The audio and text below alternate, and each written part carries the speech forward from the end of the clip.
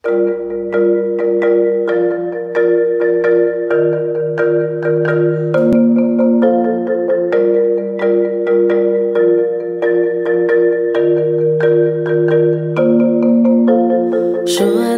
apņēmos izkrāsot pasauli koši, bet tu tikai smaidīji.